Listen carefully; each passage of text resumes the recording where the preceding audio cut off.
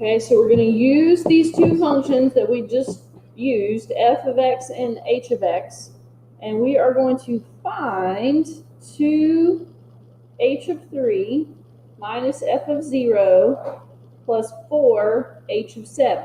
Now, it's really simple. It just looks complicated and involved.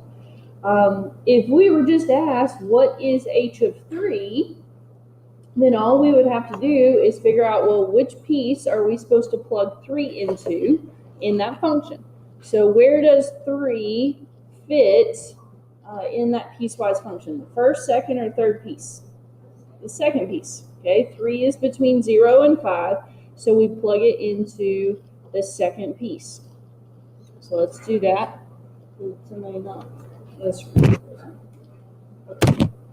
Sorry.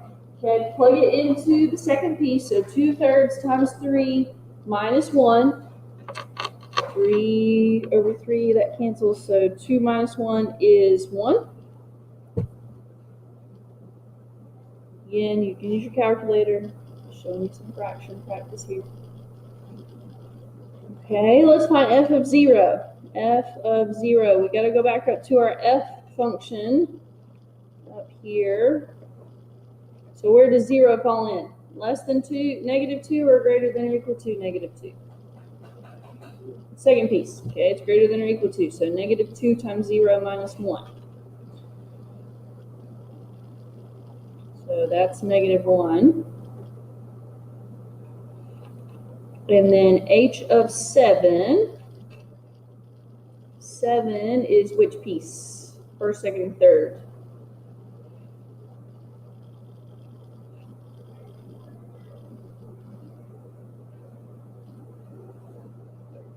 Third. 7 is greater than 5, so it's the third piece. The third piece is always equal to 2. Doesn't matter what your value is, as long as it's bigger than 5, the value is always 2. All right, so I just found those values individually. Now I'm going to put them together the way that they want me to put them together. 2 times my h of 3, well, my h of 3 was equal to 1, minus my f of 0 value, that was negative 1, plus 4 times my h of 7, which was 2. So we've got 2, subtracting a negative, same as adding a positive. 4 times 2 is 8, so 2 plus 1 plus 8 is 11. That is the value, 2h of 3 minus f of 0 plus 4h of 7. Okay, that's what they're wanting us to do. So, looks complicated, looks intimidating, but you just got to break it down. Focus on the piecewise, find those individual pieces, and then combine them the way they're asking. All right? Questions? Okay, let's go with this continuous idea. This time the question is phrased a little differently. It says, what value of c would make this piecewise function continuous? Our piecewise function h of x is equal to x plus 1 when x is greater than 2, and c times x minus 1 when x is less than or equal to 2. We want this to be a continuous function. We want the two pieces to meet at our changing point. So, anybody have any ideas of what we should do here? Think about it for a second. We got to figure out, what does the slope of this line need to be so that these two lines meet at 2, where x equals 2. What do we need to do? Talk to the people in your group really quick. Any ideas that you have?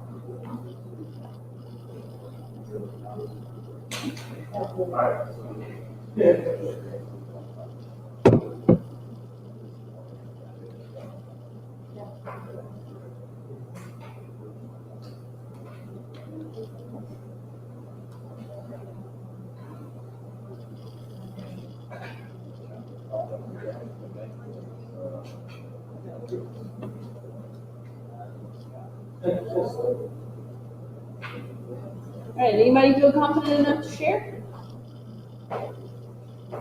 So, thanks for being honest. All right, so let's go back to the previous slide. What did we say? What makes this continuous? What makes this continuous? They have the same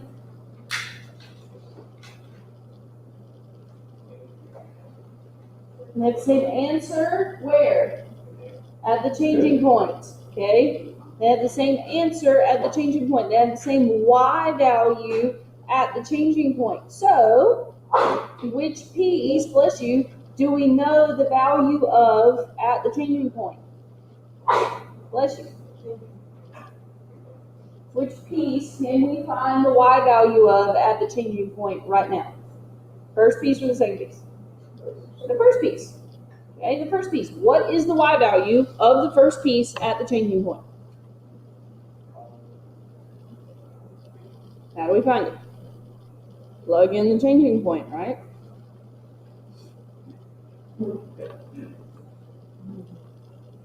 All the pieces are slowly coming together here.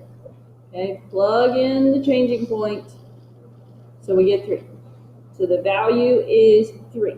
So that means this piece, cx minus 1, has to be equal to 3 when x is 2 at the changing point. When x is 2, that piece has to be equal to 3 in order for those two pieces to meet where they need to. So what does that mean c is equal to? 2.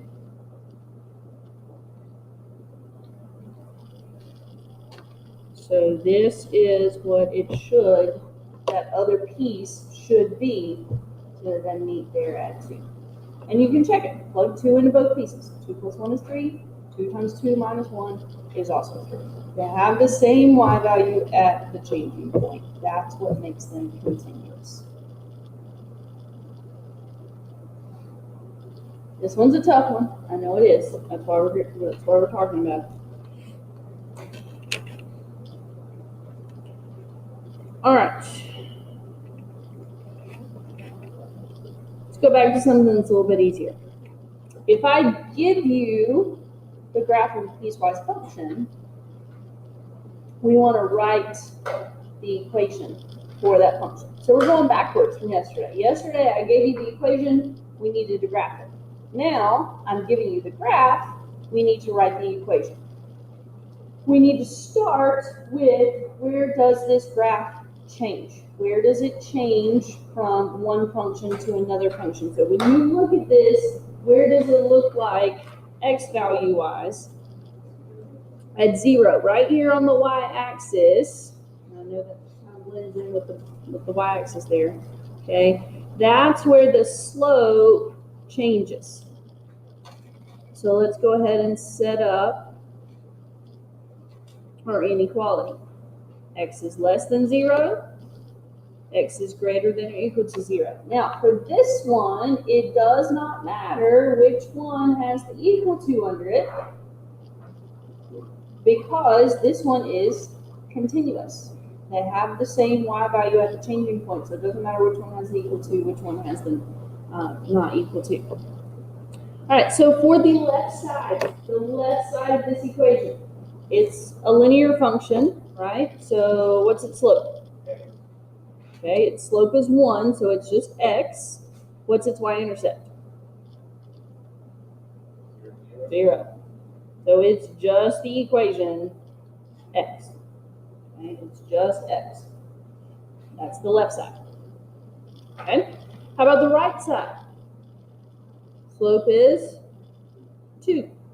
So we got 2x. What's its y-intercept? 0. It goes through the origin as well. So that is the equation on the right side. Yes, ma'am. So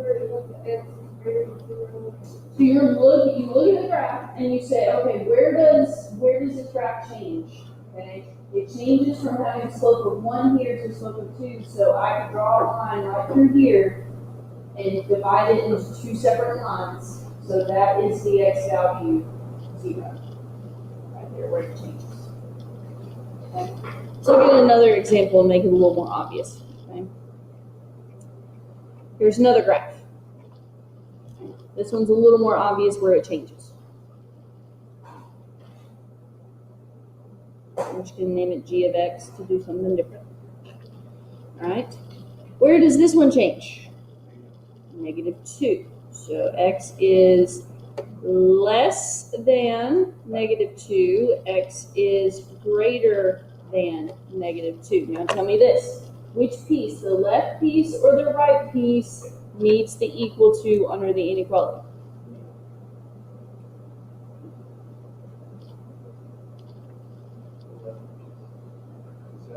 Is that colored? Yes, that's colored in there. Oh, That's right. correct. Yeah. Okay. The right piece has, I'm sorry, it was kind of gray there. Okay. So the right piece is filled in. That point is filled in. So this is the right function. So greater than or equal to on that one. Okay. That part makes sense. Okay. Now let's write our equation. Left side. What is the slope of that left piece over there? Slope of 1. All right. Now, it doesn't cross the y-axis, but can we kind of visualize where it would cross the y-axis if we kept going, what its y-intercept would be? So that's what, 2, 4, 5? Okay, so that is the graph of x plus 5 when x is less than -2. What's the equation of our right piece there? It's just -2. -2 everywhere. Has a slope of 0.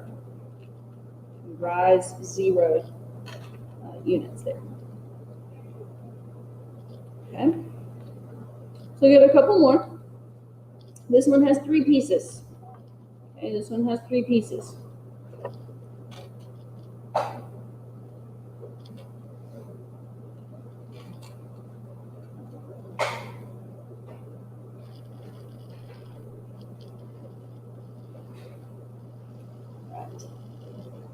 Where's the first place that this one changes? -1. So we've got less than. Do we put an equal to? Yes, we put an equal to. That is a point right there, point right here. Okay. Now the middle piece goes from -1 to +1. And then the right piece, nope, wrong way. Greater than 1 equal to, because it's filled in. The middle piece has 2 open circles on the end, so those are both just less than's. All right, so the left piece, still pretty boring, just a slope of 1. Okay, how about its y-intercept though? +2. Okay, the middle piece, just a slope of 1, but it has a y-intercept of 3. Crosses the y-axis right there at 3.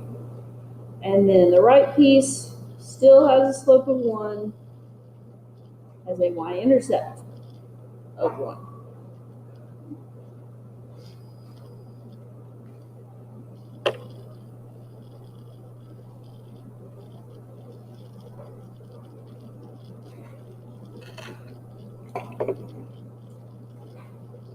Now we're keeping it simple with linear functions here because we're having to write them completely from scratch. I would not be surprised if they asked you a question like this on the final exam. There may be a quadratic involved or some other type of function, but you're going to have those answer choices. So surely if you have the answer choices, you can match them with the graph. All right, let's do one more. This one's kind of interesting. It looks like an absolute value that just kind of has the top of it chopped off there. And in case you can't see it, it does kind of have this plateau right here.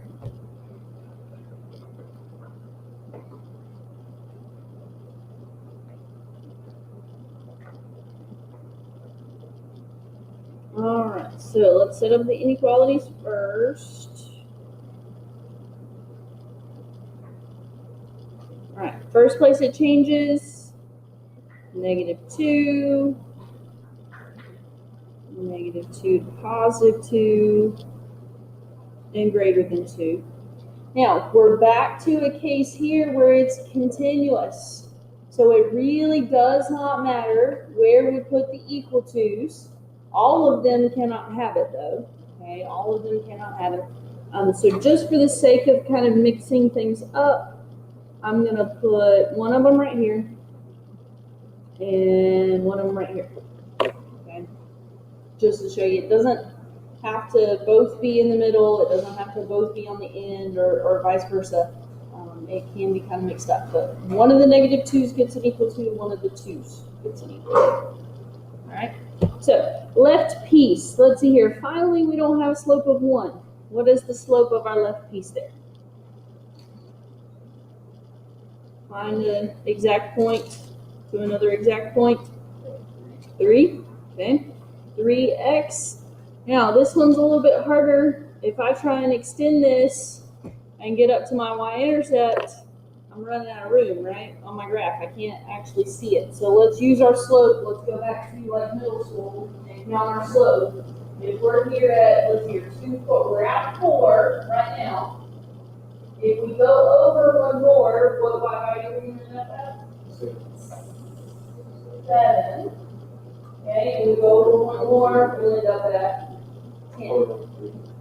Right? Because our slope is 3, so every time we go over, we're going up 3. So we end up at 10. Okay? The middle piece, it's just sitting there at a y value of 4. How about our last piece? What's the slope? -3. It's going to have the same y-intercept. Okay? It's going to have the same y-intercept. It's symmetrical here. So same y-intercept, just the opposite slope. All right.